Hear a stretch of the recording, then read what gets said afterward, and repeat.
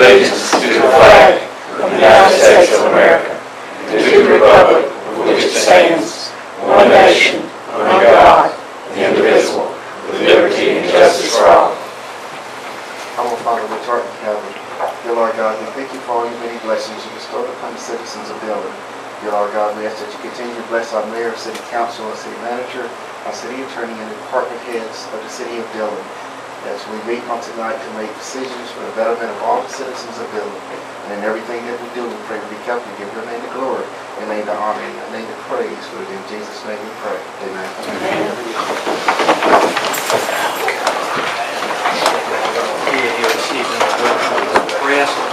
Visitors. Well, he'll be here or not. I know his office today, and that parking lot's been full all day long. I couldn't even get a place to park, so he may be running late if he gets here at all. Have a motion to approve the agenda. So moved. Second. All in favor? Any opposed?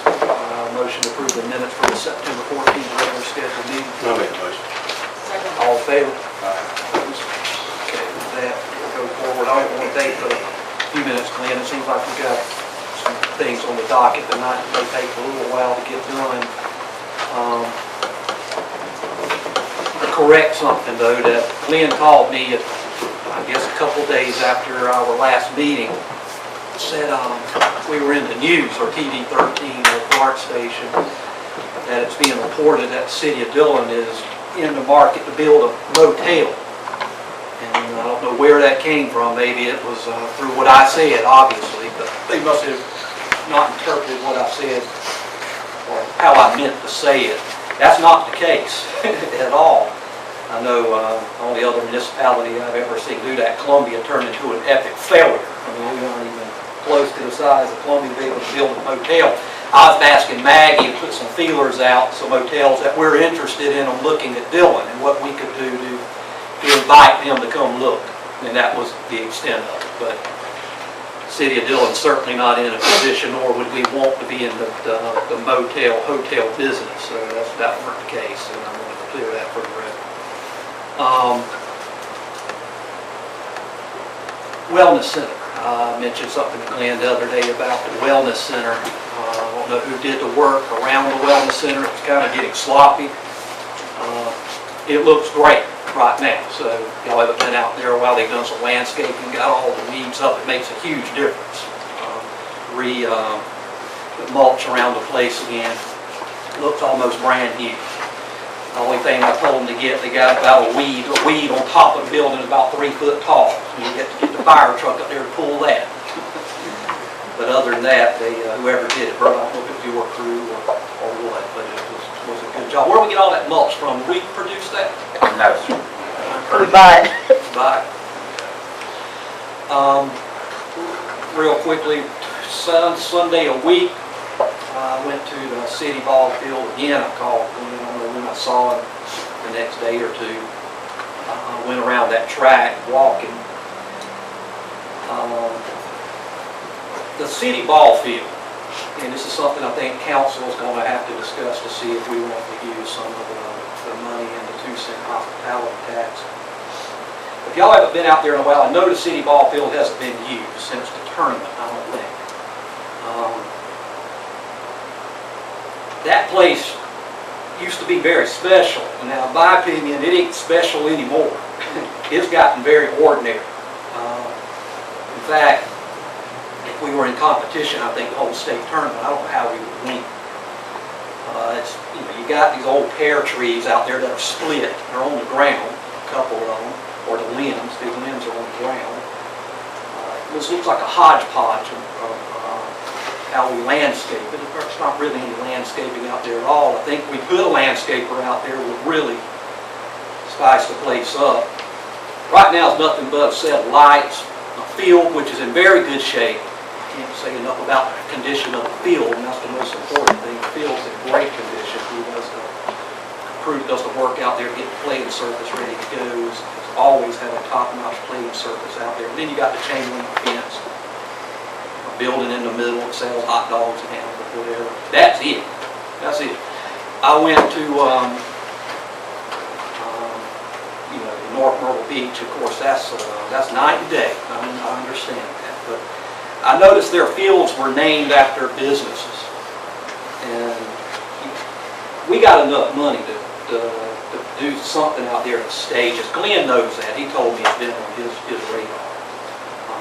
But used to take a whole lot of pride in that thing. Now I think to keep doing that, we're going to have to enhance that place out there.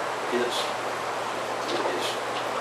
even the entrance. I mean, it's all kind of little things we can do, I think, to spruce that place up. From signage to the fence. You got big projects, well, like the lights, that have to be done also, but I know there's a lot of money, and that's not going to enhance the visibility of the place at all. But I think there will be some businesses, if we want to step up and ask them to take a field, and either name a field after a business or a person, I think they would jump in and donate the money to do it. We want to go that route if we don't want to take it all up. But I think that's our next project. I'd like to put it to the council to see if that's the project that y'all would like to put on the table on one of that money in that 2-cent hospitality fund. That's why we do recreation. And I can't think of a better place to utilize that money than out there, especially if we're going to continue to host tournaments. We can dress it up. And I know it was dressed up very nice for the state tournament. I went out there, but there's just so much dressing up you can put on it. Eventually you got to improve the place. Y'all have been out there lately, you need to go look. Maybe give some ideas. Last thing, I called Hardy in last week with the floods and give our area, our other municipalities out there struggling with this, all the support we can give them. It's a nightmare, it has to be. For the cities, the towns, the people. I stayed in front of the Weather Channel a lot. I kept turning it and seeing that trough coming right south of Dillon, hoping it wouldn't go north, and it didn't. I think we got through to 3 or 4 days. Glenn, you said, what, 9 or 10 inches of rain? Well, from September 26th, first day we started getting rain, and it rained each day thereafter through October the 5th. We collected a little over 10 inches at Wellness in those 9 day periods. We were able to handle. Now that Friday to Monday, what you have at the wastewater plant, about 6 inches. Nothing really caused a lot of headaches yet. I called Hardy in. I know I saw him uptown and called him to come in and said, Hardy, what would happen to Dillon if we would have got 20 plus inches of rain in a 2-3 day period of time, a couple of days? And fortunately we aren't like Columbia to have lakes and canals and dams. That's where most of their damage was. They draw their water from surface water. We draw ours from underground, so we wouldn't have had that issue. But the water's got to go somewhere. You can't handle that much rain. This will come out at its lowest point. And your lowest point is primarily manholes and your toilets and stuff. So I imagine every house in Dillon would have had that issue. Also with the low-lying areas. Unless your municipality is built on a hill with the drainage pipes going over a cliff, you just can't handle that much water that fast. But I think it was a good time to think what we can do, if anything. Hardy, how much water did we run through the plant? I don't have the totals, but we was average anywhere from 4 to 5 million a day with that we put around it. And prior to that, we averaged what, a little over 2 million, almost 3 Right million. at 3. So we got about an extra 1.5 million during that time. That'll include I&I, though. Yeah. That does. No, that's what that is, I know. We would have had issues, there's no doubt about it. And I don't think there's really much we could do about it in that scenario. We're just glad it hasn't happened. It was a good test with what we got. Some people made comments, why don't we go in and fix the areas that flood? Well, most of the roads are owned by the state. A lot of the drainage system is owned by the state, I guess. Plus, we don't have the money to do it. But I know we patch up when we have to. When the need arises, we fix it. But if our crews would have been called out, they would have. The best thing about Dillon is the response to our our city staff going out, from the street department to the fire department to the police department. You don't have a better city in the state that goes and responds to people's needs and calls. And they would have done that. But we would have had a lot of them. A lot of them we couldn't have done a thing about in that case. It's good to find out what would happen if that would have happened to us. So if it does happen to us, you know what to expect. You can't get that much water out that fast. It has to go somewhere. I don't care how much we would spend on our storm drainage system, it wouldn't matter, to my knowledge. We have that much water coming in that fast. And I know we've got some other things we're going to have to discuss, so I'll turn it over to you. I want to follow up on your hotel comment. After I talked with you that following day or so, told you it was seen on the news, actually Representative Hayes called me that morning. He had seen it. I want to know why we were getting in the hotel business, and told me what we were looking for is new development of hotels. And he said he had some connection with some developers and with the Hotel Hospitality Association, and he would make contact with those folks, see if they can steer somebody our way. I have a contact too, I'm a economic development person too. And Tony McNeil, the County Economic Development Director here, he also said that he would put that a part of his agenda. Am I correct, Tony? Yeah, that's part of what I'd like to discuss in executive session. All right. So there are some good chances of that happening. Back to the rains that we had.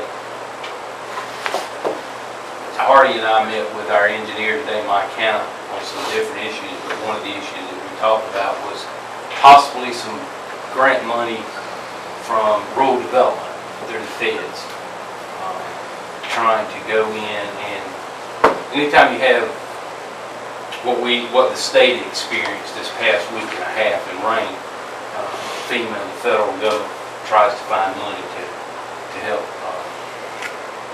correct any issues that you may have. Well, our issues that we know we have on a daily basis in wastewater is I&I. Let you know what I&I is. That's inflow and infiltration, holes in pipes, where it's just sucking up groundwater. As we stated, during that 3 or 4 day period of the rain that we got, we usually average almost 3 million gallons a day of normal use, and we got almost 5 million gallons during that time each day. So we knew then that we always knew we had I&I problems. We know when it rains like that, we have a good problem with that. That goes back to 2-3 years ago when we had the sinkhole right in front of the vocational school. That was caused due to faultiness of the pipe. But as long as that pipe was not full of wastewater, there was not much pressure, which blew out the pipe completely. It just spraying leaks. When you get a lot of rain and I&I into that pipe, it fills the pipe, so that's the pressure that blows the pipe up.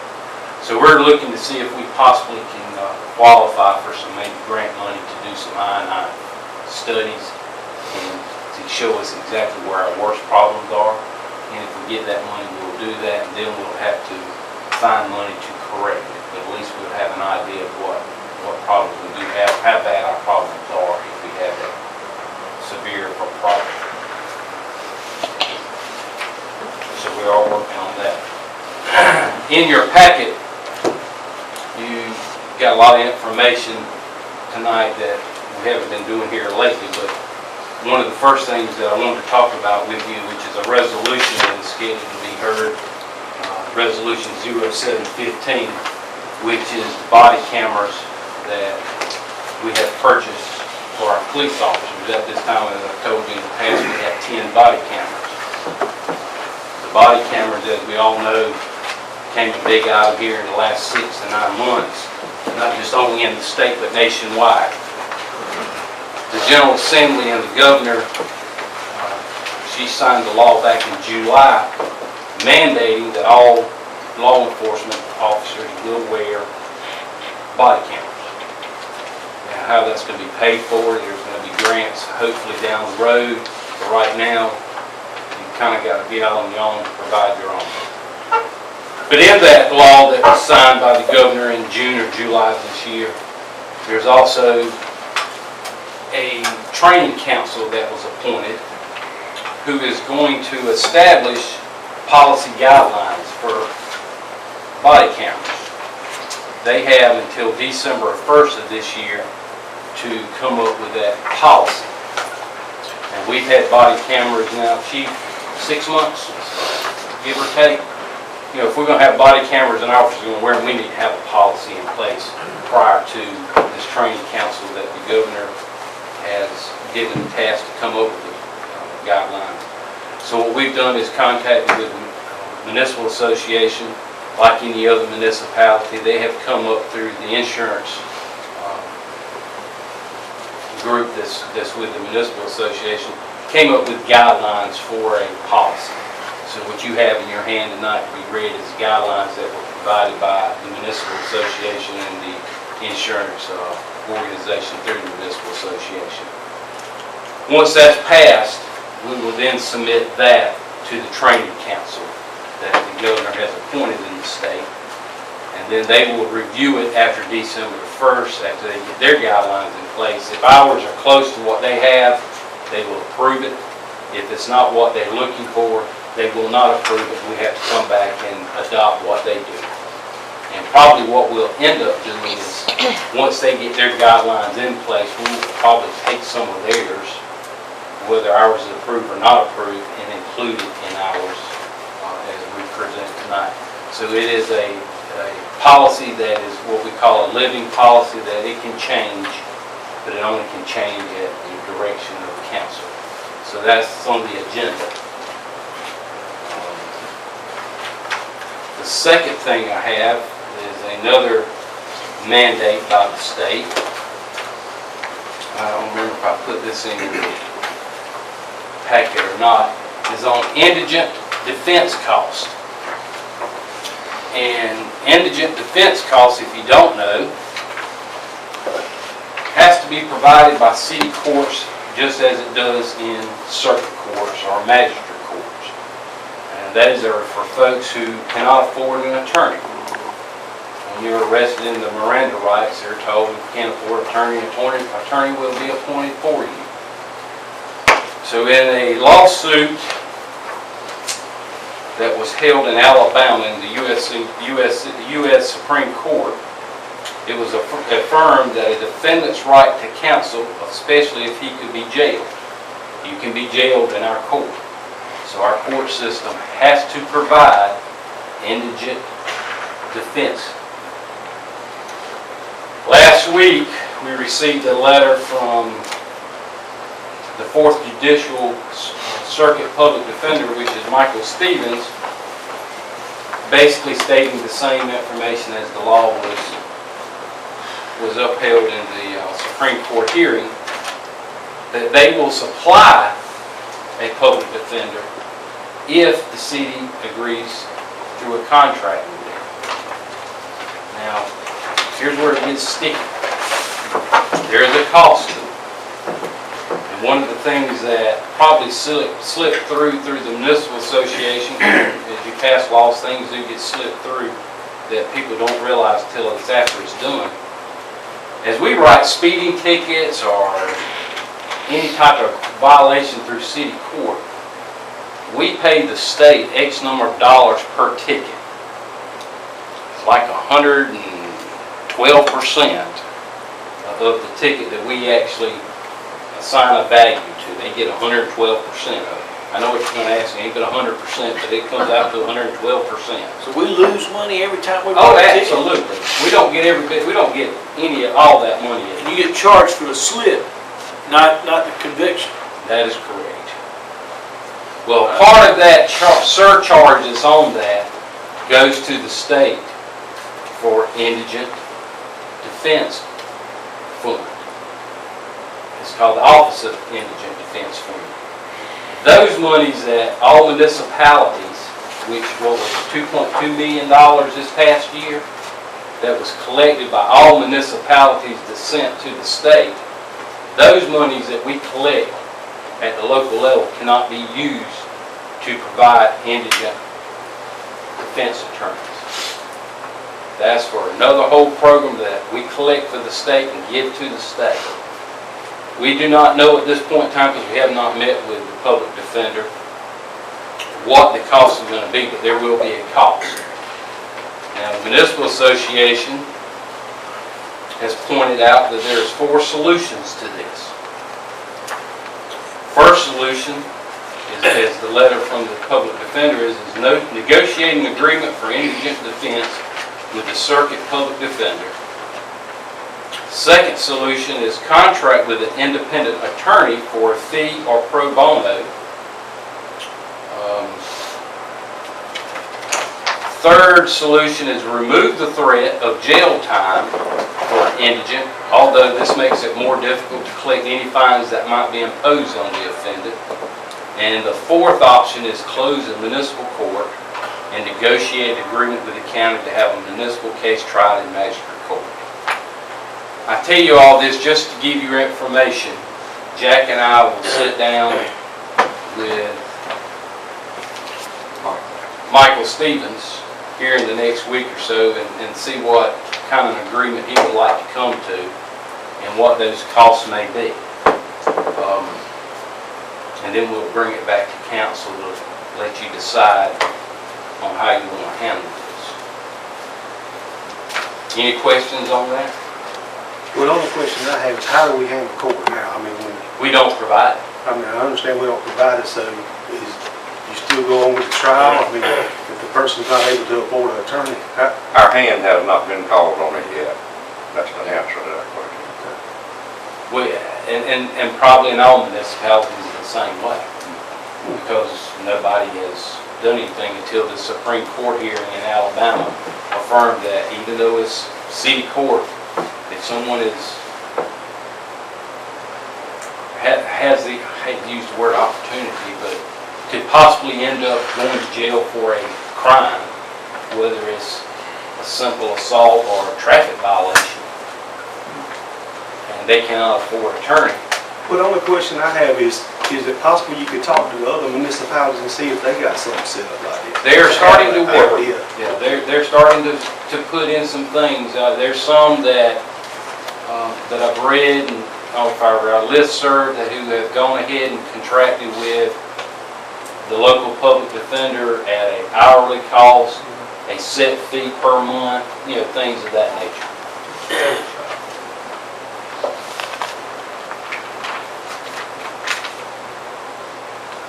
One of the other items I put in your packet was some information from the Board of Architectural Review.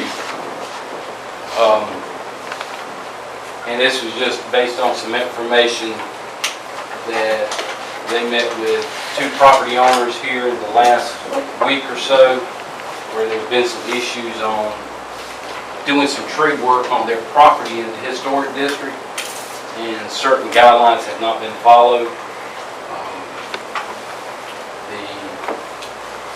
Board of Architectural Review worked out a compromise with the property owners back in June or July of this year. Somewhere between then and the 1st of August, one of the property owners decided he didn't like the compromise, so he wanted a counter proposal. Board of Architectural Review finally met with him in October, or last week actually, and said, this is what you agreed to, this is what we're going to stay with. I didn't know if any of you had gotten any phone calls on this. I think the mayor had back in the latter part of the summer on it, but just wanted to keep you abreast of those steps that were going on. And I think Benny and Maggie both appeared at that board meeting. Right now, it's our feelings that we don't think it's been resolved. It'll probably end up in court. It'll end up in our court first, and then from there I'm not sure. Would you agree? Yes. Let me ask something on that. When a person living in the historic district comes in and got to replant a tree, do we tell them the kind of tree they got to get specifically, rather than a list of trees? You can get one of these 10. Normally, if they follow the correct procedures according to our city code of ordinances and file the necessary paperwork coming before the board, they would make a recommendation on what type of tree they would like to plant in their yard. And normally, the Board of Architecture Review will pretty much go along with it. It's not going to destroy the integrity of the district. But in this case, there were some trees removed, didn't follow the correct procedures, and that's complicated things. I understand that, because I've just been to my office multiple times, and I read most of that, what I could follow, so it's a hodgepodge of stuff, but I just always go back, they got to follow the guidelines. Yes. Just don't want the guidelines to be so restrictive, that's hard to follow, so that's all.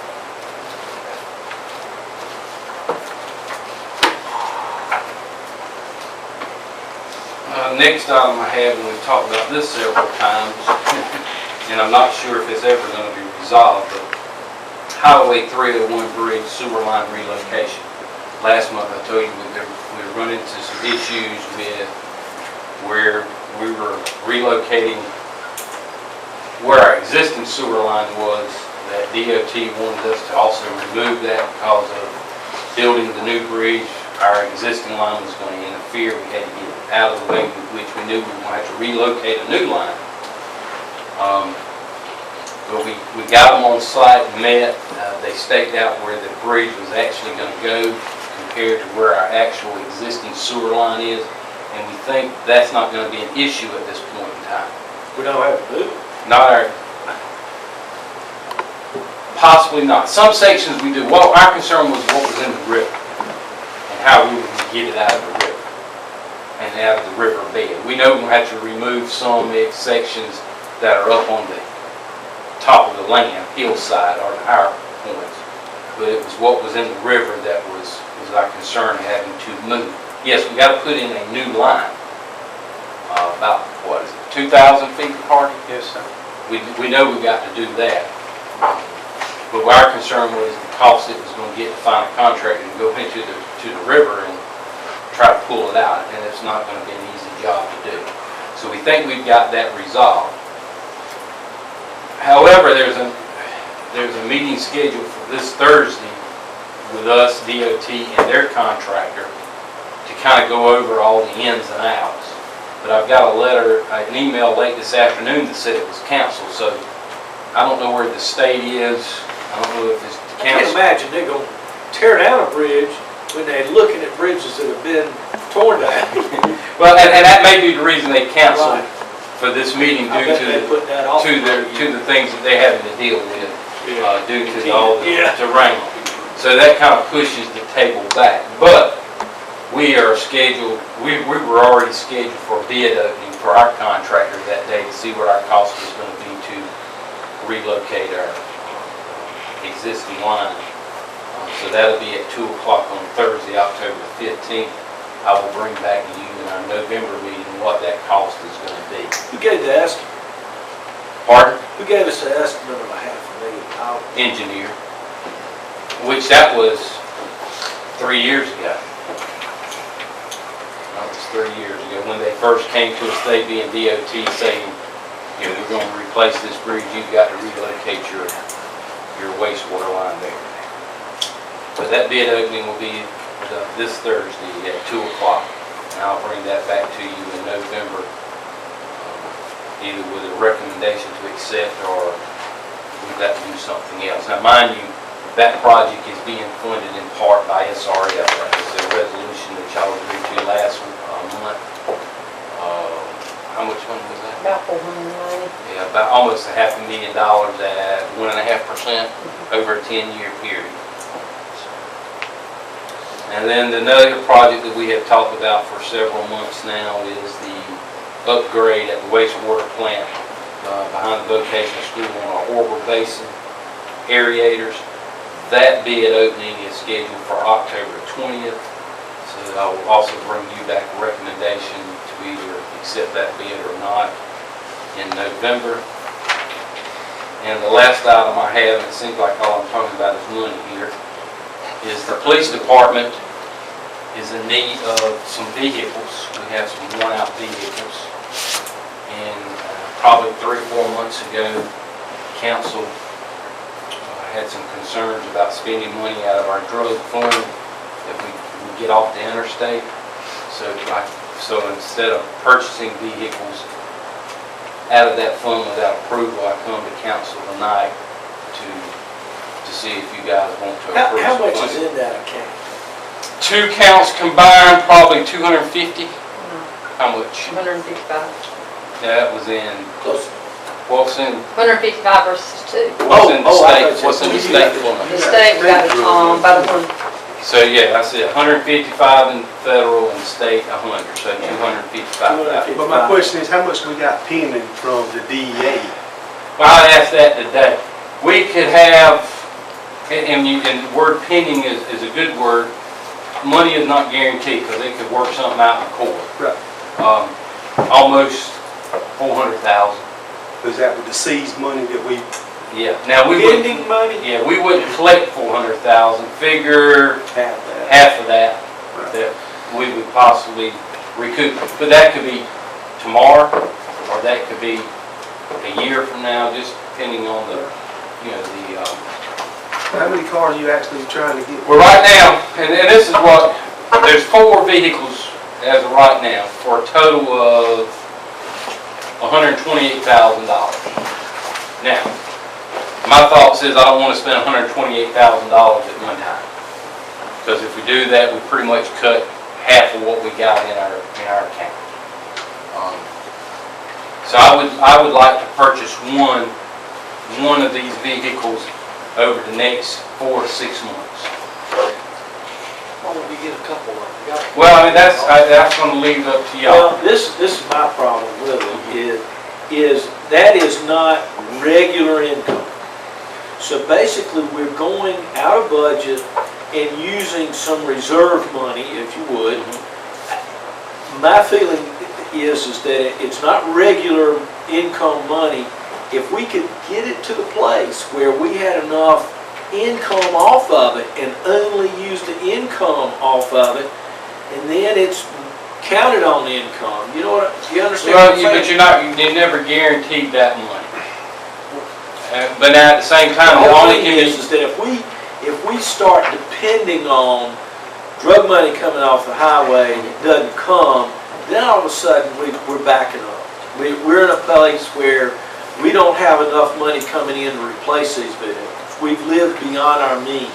But there are only certain things that money can be used for. that is correct, only for equipment in the police department. Right. And since we've been doing this, I don't remember how many years, probably 15 years. We have not purchased cars out of the general fund in 15 years. All that's been purchased out of the drug money. But you're right, one day it can dry up.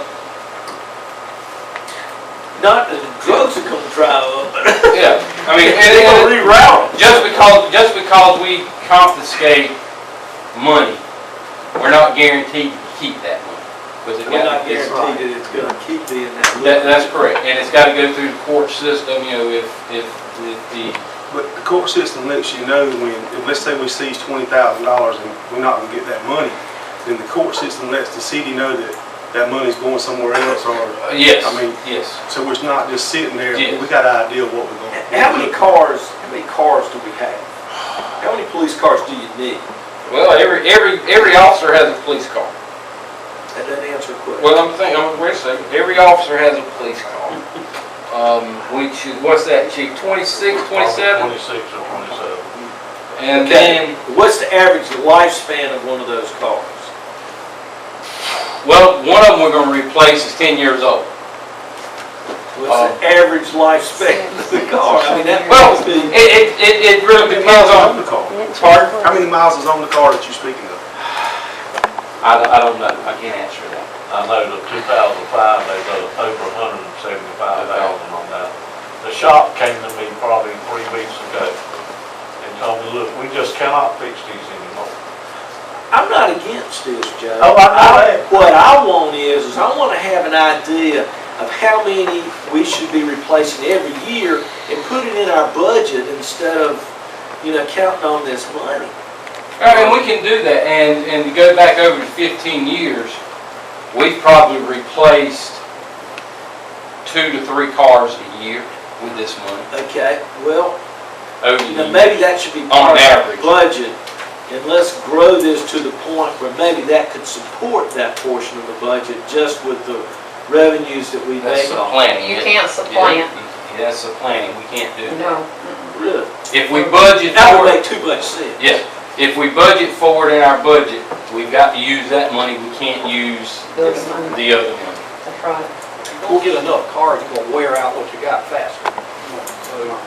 Okay, let's do it this way. Let's take it out of that and let's set up a depreciation fund in our general fund just for those cars in the event that we don't have those monies available in our drug money. Which we do. You gotta have- fund We this. do have a depreciation account to some degree in the general fund. We've got it in general fund, but we got a lot of things that tap out of that.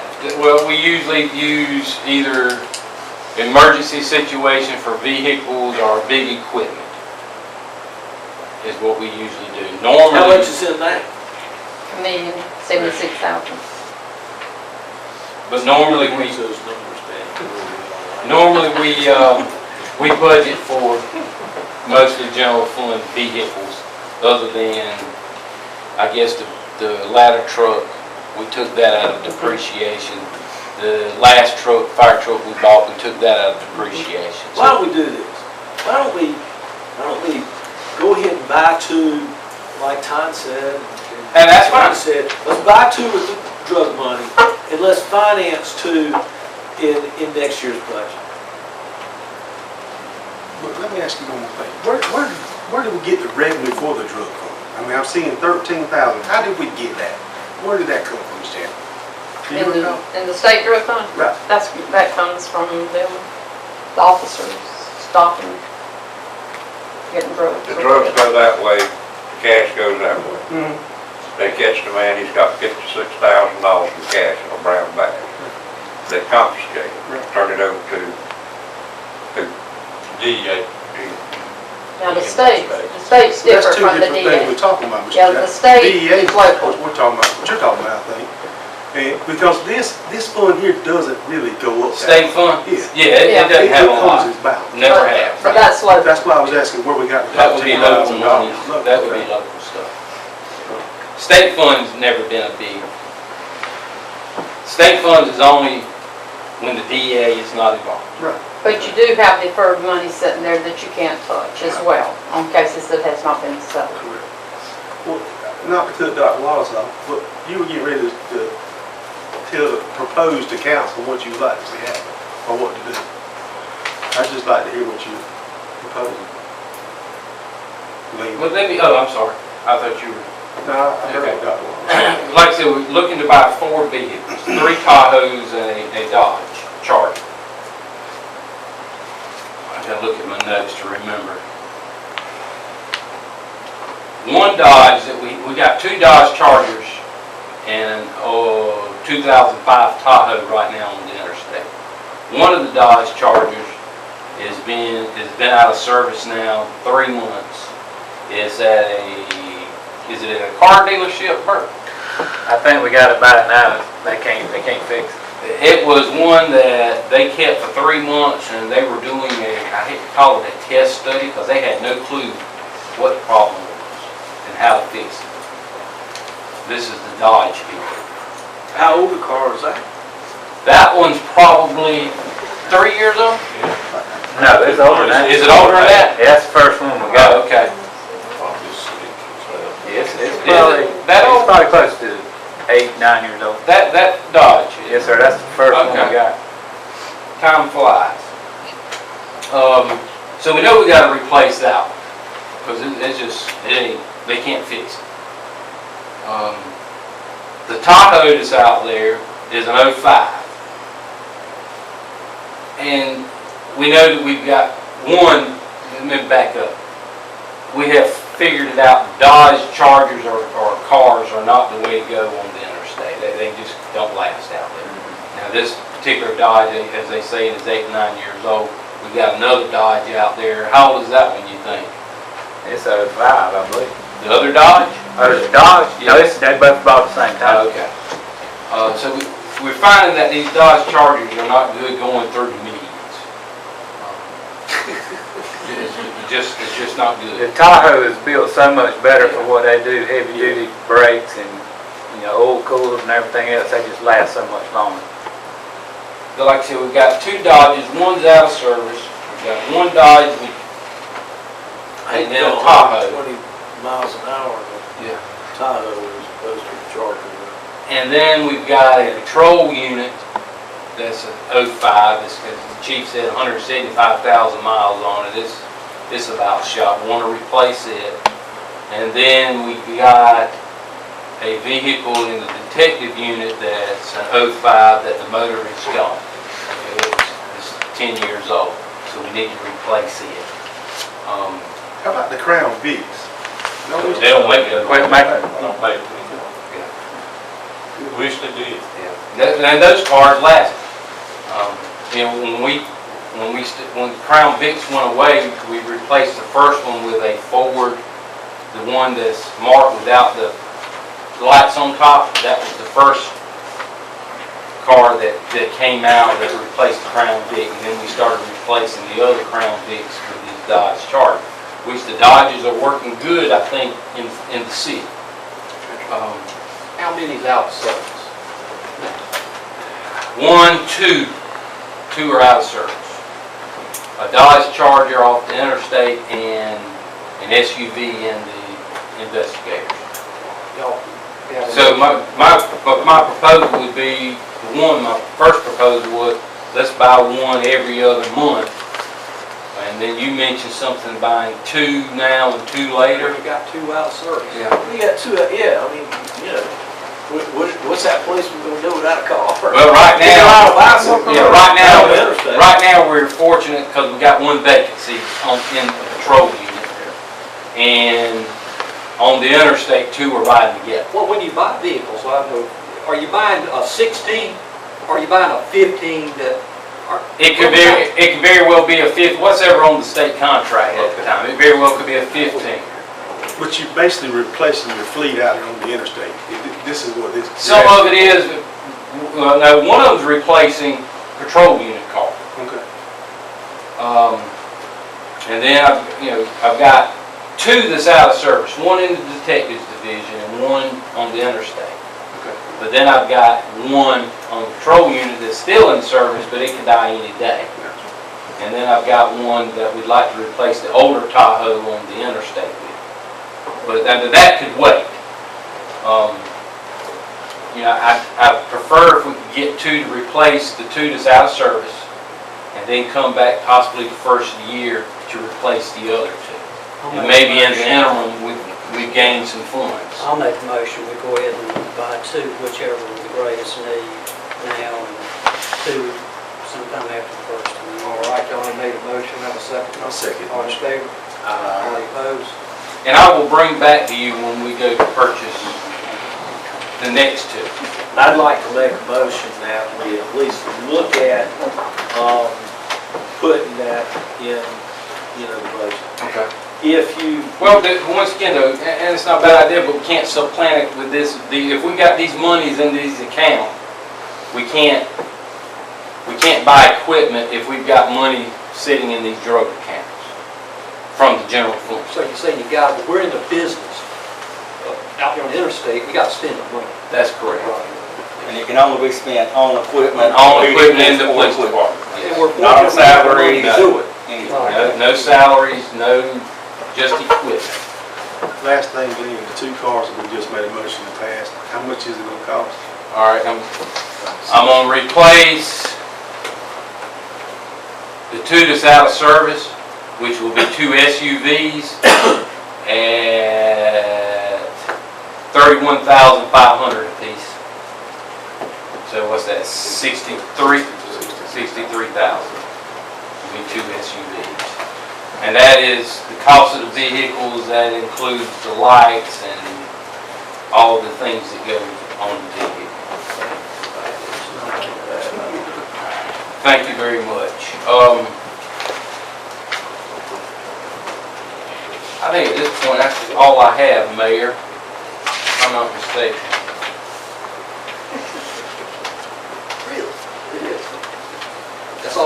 Yes, sir, at this point. Okay. And that's enough for right now. All right. This time we got Mr. Jim Adams. Is he out there? Mr. Adams, if you'll come on up, or you can stand up where you are. It doesn't matter. I know you got something you want to bring to us about business licenses in regards to rental property. Yeah, I'd like to speak real briefly about the business license requirement for commercial rental property. It involves around capital investments, and I know this board, as well as I and everybody else, would like to see more capital brought to Dillon and invest in Dillon tax base and create jobs and tax revenue and sales revenue. My concern is, and I'm speaking specifically for commercial property that employs people, that is a generator of tax. And I'm not sure in every case, but I'm not sure what the business license revenue might be from this source, but I imagine it's pretty small. The case that I'm looking at for my commercial property, which is AA investment, which is on, the Del Sol, the Domino's, and that property there. It is a tax base and generates tax revenue for the city and the county. I'm looking at it as a investment, capital investment, and it kind of seems odd that I'm being asked to pay a fee to collect a return on my capital investment, which is interesting that when I ran the numbers today, the revenue that I get on average, 30%, 1/3 comes to the county and the town to support the facilities here, and that's off the top, 30%. Actually, it's 33.4%. And so I'm being asked to pay another fee to collect that money to bring to the town, to the city. The actual town, I looked at the revenue and broke it down, that the city gets 7.3% of my gross revenue this year. My gross revenue before any other expenses. The county gets 26.1%. And it's pretty strong, and it's just a matter of policy. I just hate it. It's not a lot of money, and I don't think that the town realizes they collect a lot of money, but it leaves a kind of a bitter taste that I've got to pay a fee to collect money that 30% of it comes to pay taxes on. And so I'm just thinking it's not a good incentive for those that might want to invest in capital improvements for the town and the county. So You mentioned a fee, you're talking about a business license. business license. Let me get this straight, because I know we talked about this before. So, say Johnny sells out of the insurance business, and he rents that building to a pizza place. He's got to pay a business license for renting it out, right? If that's the only one, no, correct? That's correct. If it's a 2 or more, 3 or more? 2 or more. 2 or more. If you have 2 or more properties, buildings that you rent out, that is considered a business. Okay, in our so if he ordinance. only one building he rents out, he doesn't have to pay a business license. But if he has that one and another, he has to pay a business license fee for both. Based on whatever you collect and rent Combined? combined, yes. You got any property in Myrtle Beach? No. Well, let me tell you, every one of them, you have to have a business license for each property that we have some properties, and each one of them has to have a business license, and they not only do that, you pay astronomical property tax, but you gotta also pay for every couch and chair in that. Well, I've heard that argument that others are doing something similar, and that may be true, but because somebody else does it, doesn't necessarily make it right. And I'm just saying it's just a negative. It's a small thing, but it's the principle of the thing that you got to pay a fee to collect funds that 30% of it comes to the town and the county, and that's my point. Does this ordinance follow the South Carolina municipal code? Yes, sir. Well, it's kind of under the rental classification. Yes, sir, commercial real rental. estate rental, commercial. And I'm just doing some quick math here, and I have no idea, because he has to go, whoever has to get the business license, whether it's to rent property or to run a business, they come to Benny asks them, what's your gross income? And it's based on honor system, basically. And just doing some quick math, don't have a clue what Mr. Adams charges at those 3 locations. Let's just say it's $60,000 for the year. Based on our business license, that's a cost of $125. And he's right, it's not a lot of money, but, you know, small money makes the wheel turn, per se. What does the county charge? I mean, the bulk of it, he says, is when He's talking about property taxes. Property He's talking about property taxes, that 20%, and I guess, and the 7%, that's what he's talking about. And the 7% you're talking about is property taxes What we or collect. business license? Property tax. Property tax. Property. Well, I know it's not I know I pay it like everybody else. Hey, I guess you're in the rental business, you know, like any other business. And That's how we're justifying that? Well, this is an ordinance that's been on our books probably since the mid-90s. Council at that time, I think the only person would be Dr. Wallace, who was on at that time. The council decided that there were a lot of people who were renting buildings either for homes or rental property for homes or businesses. Just felt like that we were losing opportunities for funding. So that was done back in the mid to late 90s to collect those money. And the way that works is, and I could be wrong in here, what I'm saying, I'll use Mr. Adams as an example. You probably just found out about 2 years ago, give or take. And the reasoning is something Benny has to go do some legwork upstairs to find out who owns the property, to see how many, and I'll use Councilman Jackson. Let's see, we know Councilman Jackson has this rental home. Does he have anything else? And we have to go start digging. So, you know, and there's probably people out there who are not paying because we just hadn't called up to it. I'm curious as how much revenue that fee brings in. I don't know that we separated, do you? Because it's just in a classification on that. I don't know that rental property is not in a classification all by itself. There's class 7 as you refer to here. But that could be for A variety of things.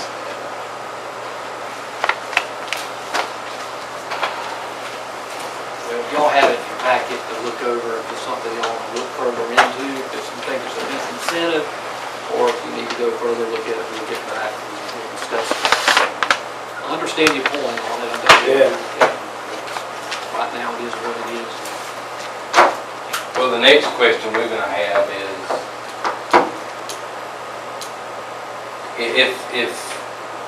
if you don't actually pay for a business license, we then eventually write a summons and you have to appear before the judge in court. You know, if it's not paid in a certain time period, that's what we're going to do. Because we have to treat everybody the same for all. Okay. Going forward, citizens report, anything, anybody else out there want to bring back to you? Unfinished business, we have none. New business, resolution 715, adopting policies and procedure for body cameras for the police department. Are we to that point? Yeah, we need to go ahead and because like I said, we have body cameras in use. And right now, we really don't have a policy, you know, to say when you turn it on, when you don't turn it on, when you do this, when you don't do this. So we need to have that policy in This is place. the wording that's recommended by the municipal association. Yes, sir. I make the motion. I second. All in favor? Aye. Any opposed? Council member reports, Mr. Elder. Todd, I just wanted to ask, if, like on Rapper Boulevard, Shoney's, is it their responsibility to upkeep the property, even though they vacated the property? Because, I think it's starting to get overgrown a little bit. Same thing with Safeway here on Highway 301. Is there anything we can do to see if they can clean their property up while they're trying to sell it? Shoney's property, we can contact the realtor company. Even though it says it's got sold on the board, we still haven't heard anything. We can contact them, and we can contact the owner of the old Safeway. We've done that before with Safeway. And the last thing I'd like to know is, what we can do as council, or what we can do as a city, is, try to find out, reach out to, I guess, to a nice restaurant chain, and see what we can do to bring a sit-down restaurant. Well, there's one. What can we do?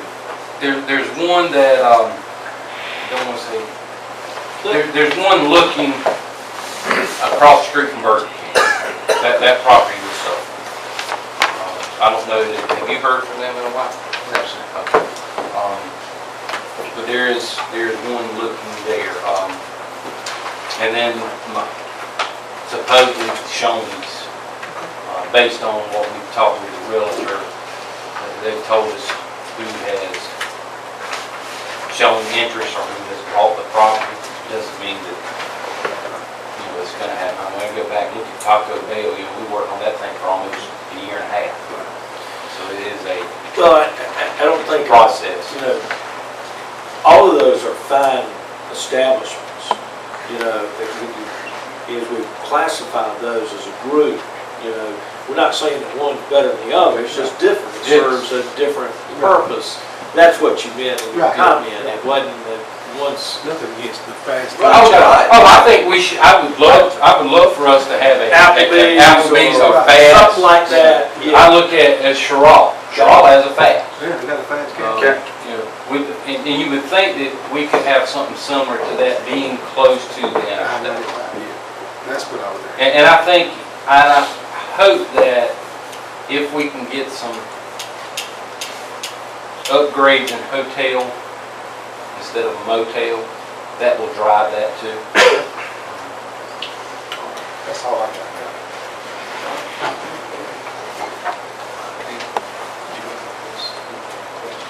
Tony, you want to say I something? did- He's going to be in executive Yeah, session. session's coming up. Anything? Yeah, I just wanted to make a comment.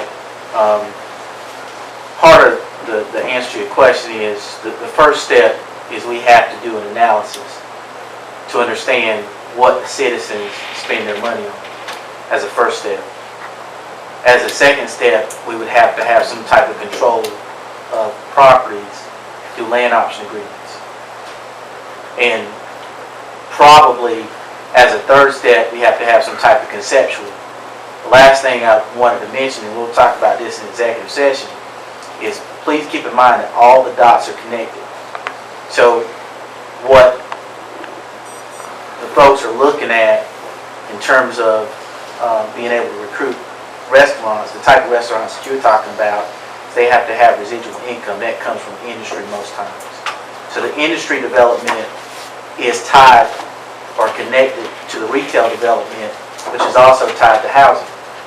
So all of that, to grow the total economy, it all works together. You have to have folks that have some good income coming in to support the casual dining restaurants.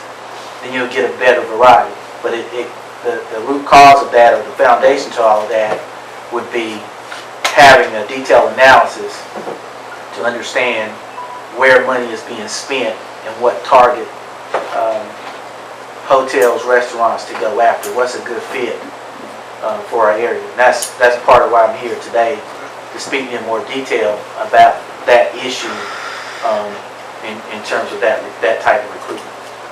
Well, the other thing, you have to have somebody to come in and want to make the investment. And most of those restaurants I think you're talking about are family owned. The Beacon in Hartsville, or someone in Mullins. My in-laws go there every Sunday, never miss. The Webster House? Webster's? No, not the one out on. Talking about the seafood one? Yes. Yeah. Oh, restaurant's a hard business, but you got to have somebody come in here and do it. I mean, you know, those sit-down restaurants are hard work. Until somebody comes in and invests their money, there ain't a whole lot we're gonna do other than, recruit a chain. But I'm thinking what Johnny's talking about, what we missing in Dillon is the dry dock, the Webster's, the Beacon. And it's always been a dilemma why Dillon hasn't had that. I just couldn't figure it out. Well, the Kent Power House is, but it's not a Sunday sit-down really place. I mean, not like that. The Kent Power House has done very well. It has. But it's only open on certain days. It's gone. Oh, yes, Glenn, thank you for the security you did for us on Saturday night. I think it all went well. It went very well, yeah. All the old people were sleeping right now. Talking about the band. No, that went well too. I think the band competition on Saturday night, if Glenn, am I correct, they played throughout the rain. Yeah. They had a big crowd. They canceled it last week because of the rain, and it weren't that bad last Saturday. And they rescheduled it last Saturday, and it rained all day. Anything else? And you had mentioned about maybe last September, 1st of October, about paving some of the alleyways. Yes. And yeah, Ms. Joyce had wanted to know. Yeah, we haven't, have you scheduled that yet? The alleys? I've been in contact with some contractors. We kind of waiting to finish up some of our work first. And we'll have to go. We had to redo a water line in one of the alleys. So is that completed yet? Part of it. One thing I do want to ask about the facades, are people, we've increased that in the budget, are business owners taking advantage of that? It's like pulling teeth. Still like pulling teeth. I have Janet, $1,100 left out of the 3,000. And we keep. Are you finished? I'm sorry, Ms. Mayor, I apologize. Yes, I'm finished. When are we going back online with the water on, was it Harrison? You got one pump down? Number 9's down. We should have it back on by the end of this month. 12th Madison's killing y'all in. Mainly it's family. Yeah. It's because it got too much Talking about done. room clothes and all that. Everything y'all. All right. Anything else, council? With that, I make a motion, we adjourn, go into executive session. Yeah. Thank you.